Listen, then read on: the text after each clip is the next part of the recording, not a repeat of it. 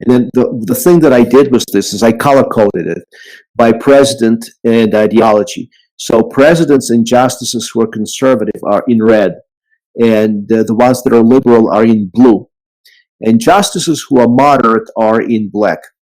So here you see my point about President Trump's nominations being very close to the edge, with Amy Coney Barrett, the most recent one, being 52 to 48. Not a single Democrat in the Senate voted for her. You saw with Brett Kavanaugh, 50 to 48. Kavanaugh replaced Anthony Kennedy. This was a male for a male appointment, so there was no gender controversy there. But what's important is there was ideological controversy there. Kennedy, as you will recall, was a moderate who sided with liberals on the most important issues.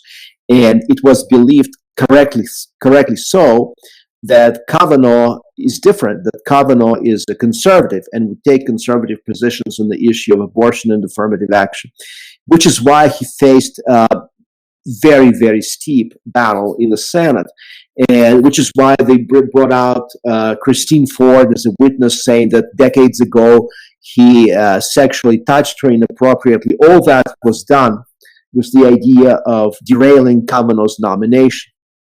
Gorsuch also struggled, but not quite as much, 55 to 45, because remember, Neil Gorsuch replaced Antonin Scalia.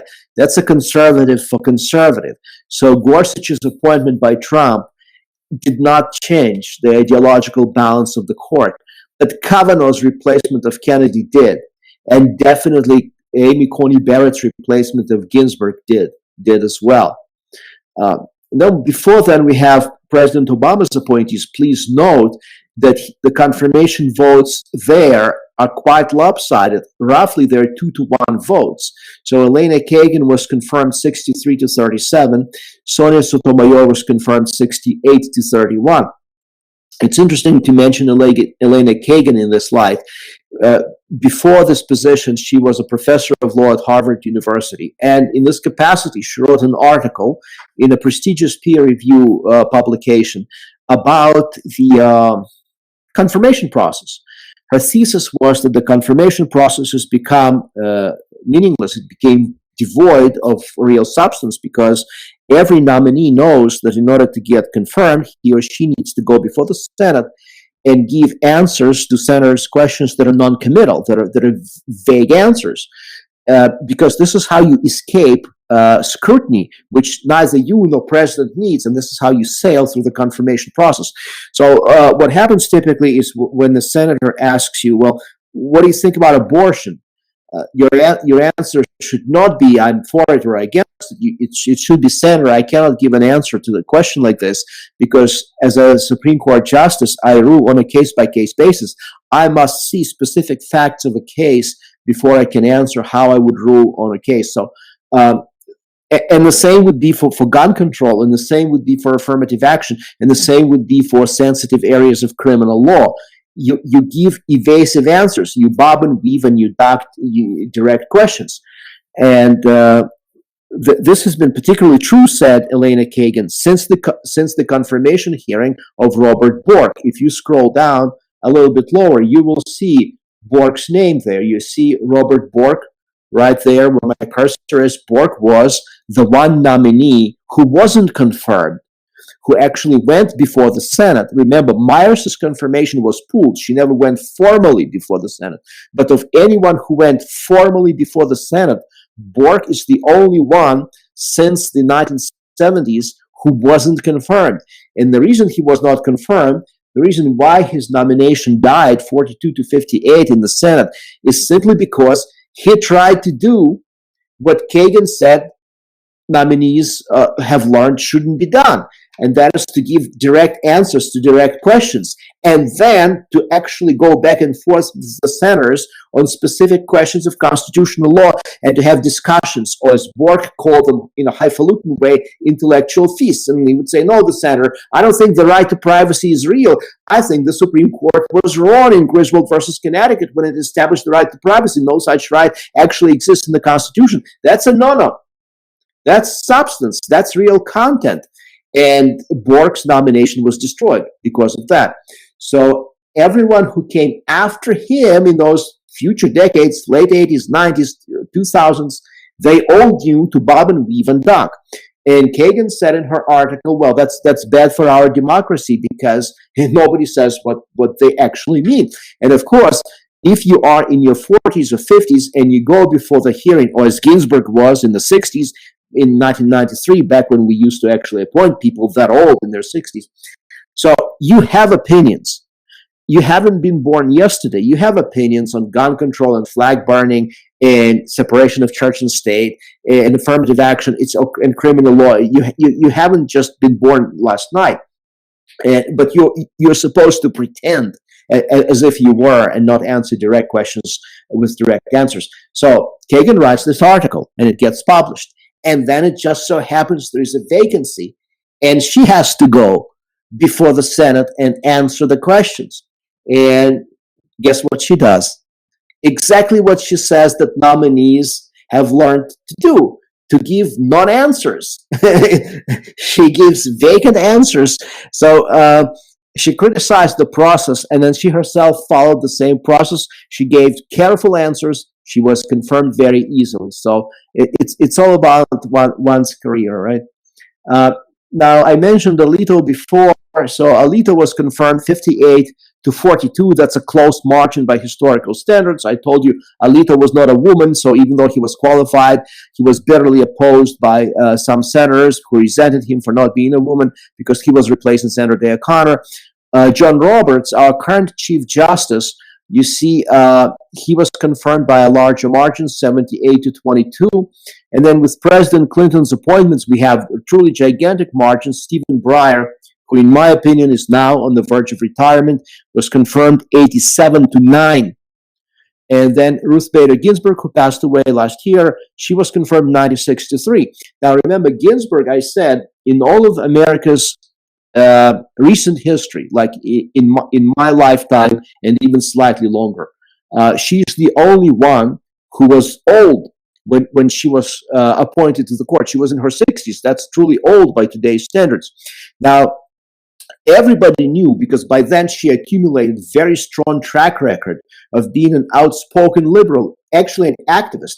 After all, she was president of ACLU at one point, American Civil Liberties Union, which is a liberal civil liberties organization. And nevertheless, she goes before the Senate, and she has the warmest reception that I have seen in my lifetime in Congress. Everybody who spoke to her or about her spoke in the most friendly, most collegial, almost adoring tone. And she gets confirmed 96-3. One person abstained. Then I mentioned Clarence Thomas. He struggled 52-48 because Thomas replaced Thurgood Marshall, and Thurgood Marshall was very liberal, and Thomas was a conservative, so that's why he struggled with that thing. David Souter very easily sailed 90-9. Then Anthony Kennedy, by the way, Anthony Kennedy has absolutely no connection to the Kennedy political family, completely different, from a different part of the country. Kennedy is actually from Sacramento, California, this Kennedy, the Supreme Court Justice. And he was confirmed 97-0. He was Reagan's last appointee, and he replaced another moderate justice, Justice Lewis Powell. I already mentioned what happened to Robert Bork. Then Scalia. Remember how Scalia was the first Italian American, and there is a burden on senators not to appear bigoted or not to appear prejudiced. Maybe I should say. So nobody wanted to vote against the first Italian American, even though Scalia had a track record. He was a well-established jurist. He worked in the Reagan administration prior to being appointed as, I think, Attorney General. I don't recall exactly. But Scalia had a strong track record already as being a conservative. And nevertheless, we're still in the period of American politics where partisan turbulence is less. And so not a single liberal senator goes after him. Everybody votes to confirm him. William Rehnquist was confirmed 65 to 33. Rehnquist too, because Rehnquist, you see, worked in Nixon's administration. Nixon was reviled by many liberals, and Rehnquist had written some memos that were questionable, and I think would reflect biases of his time. I want to leave it at this point at that. And so he had a bit of a struggle, 65 to 33. Nobody wanted to vote against the first woman. 99 to 0. She was confirmed, Sandra Day O'Connor. Nobody dared to vote against her. And then John Paul Stevens, that's the one who ended up living nearly 100 years. John Paul Stevens was confirmed unanimously, 98 to 0. And that's another, Stevens is another one of those amazing examples of a person who was thought to be conservative, but turned out to be very liberal. Stevens was appointed by President Ford. Ford was a Republican. Everybody expected Stevens to be kind of a conservative Republican, maybe conservative to moderate. He ended up being liberal on almost every decision he made, except one. We will cover that one later in the course. And then before that, you have, Nixon. So it's only with, and I cut the line Nixon because that's where my lifetime begins in the 70s. And also, Nixon is the last one, not counting Bork, whose appointments were derailed for the political reasons. So the two appointments that were not derailed were William Rehnquist and Lewis Powell and Harry Blackman. The ones that and Warren Burger. The ones that were derailed are Harold Carswell and Clement Hainsworth, and I want to say just a couple of words about them. So Harold Carswell and Clement Hainsworth were Southerners, and he attempted to replace, Nixon attempted to replace Justice Fortas, first with Hainsworth, and when Hainsworth was rejected, with Harold Carswell. Now, in rejecting them, the Senate cited financial irregularities. They had problems with their taxes, some other financial aspects, but in reality, they were rejected because they were Southerners and because many senators believed they would not be sympathetic to the cause of the civil rights. And Nixon gave up eventually. Nixon wanted a Southerner because electorally, he pursued so-called Southern strategy, whereas he courted, as a Republican politician, he courted Southern states, and which at the time were not fully in the Republican column. It was with really Nixon's presidency that Southerners began to vote Republican in presidential elections overwhelmingly. So he didn't get a Southerner, and he gave up. He appointed Harry Blackman. Instead, Harry Blackman was a moderate to conservative judge from Minnesota, and he was approved 94 to 0. And everybody expected Harry Blackman to be moderate to conservative. It turned out that on the court, he was a liberal. And after all, Blackman was the one who wrote the opinion in Roe versus Wade, the opinion that established the right to an abortion. So that's my presentation on confirmations. Any final comments or questions?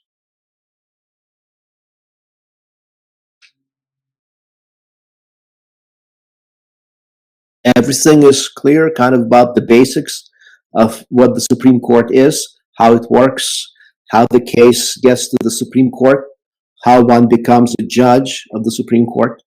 Oh, there are no formal qualifications. You have to be a citizen.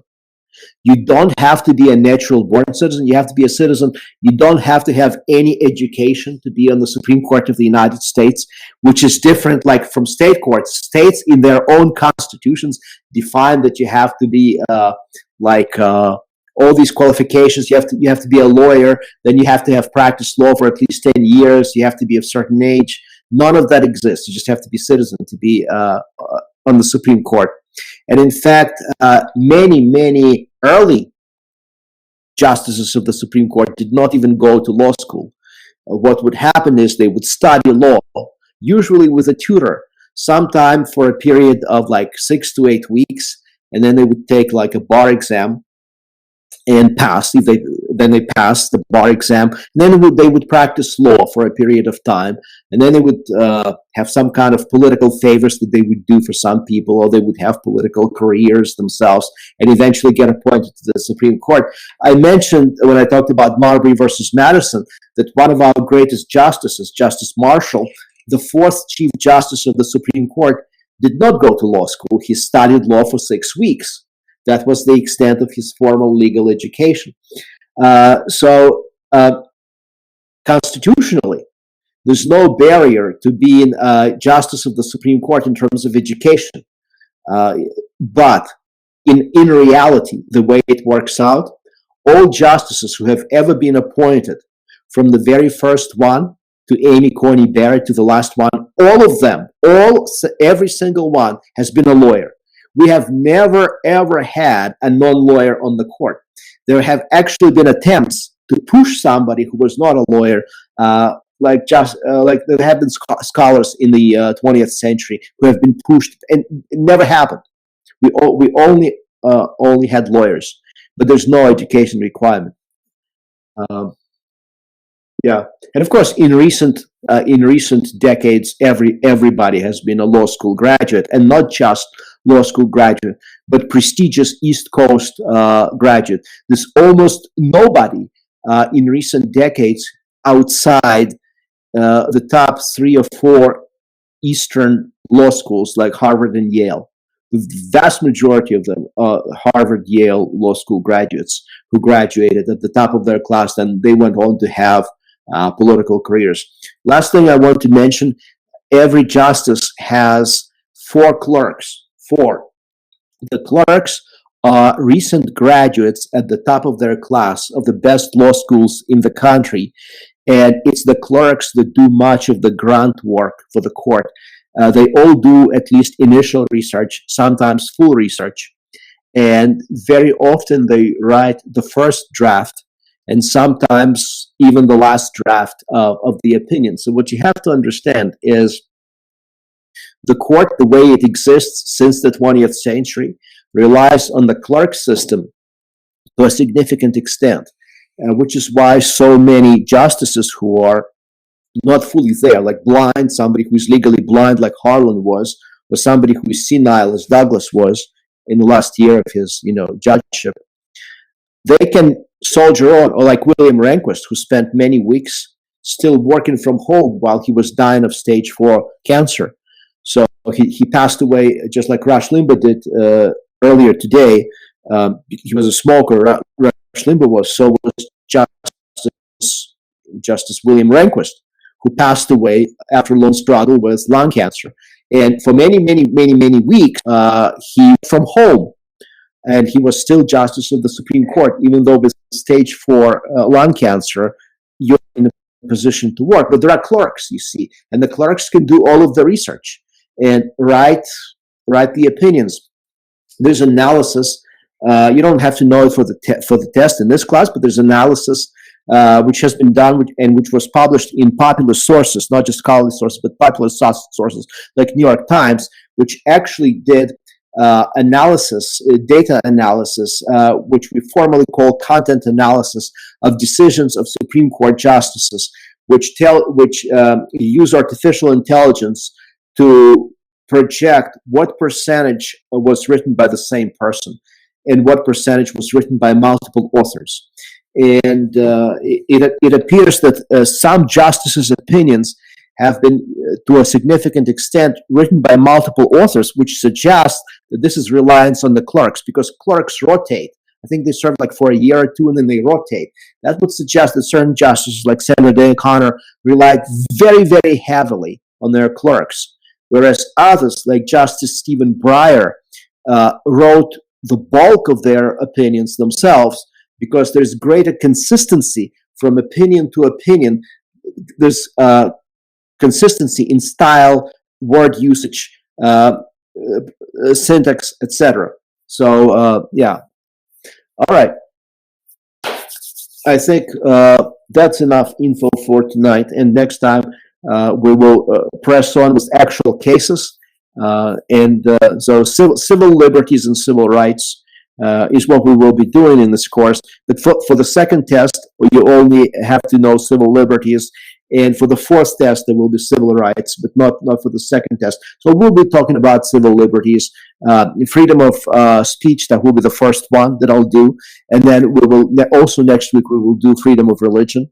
And obviously, a few liberties that are in the original Constitution, Article 1, Section 9, Article 1, Section 10. But the bulk of our concern, of course, was the Bill of Rights, because this is where civil liberties, most of the civil liberties are found. So we'll do that next time. All right. Well, if there are no questions, thank you very much for being here tonight, and have a good night. We'll see you next week.